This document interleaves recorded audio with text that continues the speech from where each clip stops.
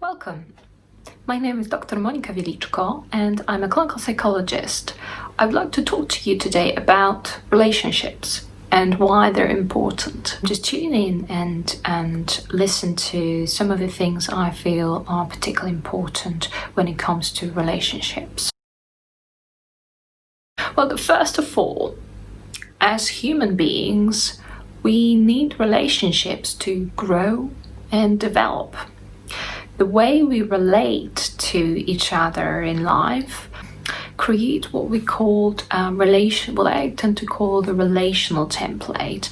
And what that really means, that relational template, well, in short, it is a certain model of how people interact with each other, certain rules, what to do, what not to do, and that shapes not just our initial relationship that we create with our caregivers, so that's usually your parents or any other people who might be involved in your care, like nursery staff or teachers or in school, or grandparents or family, friends or nanny, all these important people that are shaping the way we interact, the way you interact with them.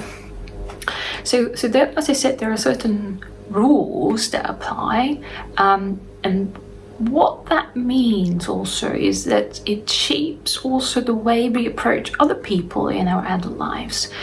And that also involves certain difficulties that we might have experienced growing up. So as what we would really want to look at in psychotherapy is to pay attention to what might be happening between the two of us in the therapy room. So how we relate to each other, so how our discussions unfold, what's that saying about you, what's that saying about me, how you might be seeing me, what kind of feelings might be arising in you as we interact, as we approach certain discussions. So that's really important, what's happening here and now. And what will help us understand about the way we relate and why we relate is perhaps understanding your other relationships in your current life.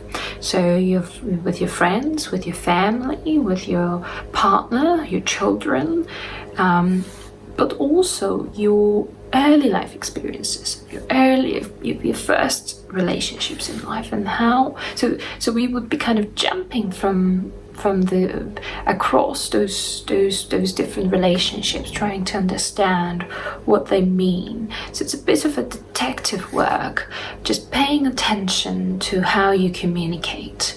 So this is where we start.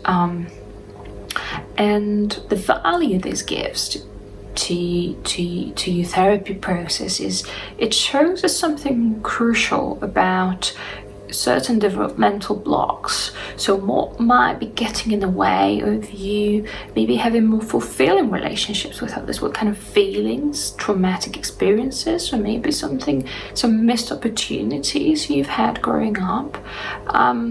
And sometimes it might be quite difficult to spot. Sometimes it can be very obvious what happened, but sometimes it could be quite more subtle ways how relationships were shaped and how that made you feel, what that said about you, what that said about others. So as time goes by in the therapeutic journey, we are beginning to understand this better, that template, if you like, that you've developed, and then provides you with opportunities to have what we call corrective experiences within the therapeutic, our therapeutic dyad, if you like. So the dyad is something that happens between two people, a mother and a child, the therapist and the patient, two partners living together, and as we begin to talk about that, we become more aware, more conscious of those problematic feelings, reactions that might be being repeated within the therapeutic relationship. And that's what we want in a way. We want these things to come up so that we can work through them. So this is an active element of your therapy journey, is paying attention to what's coming up.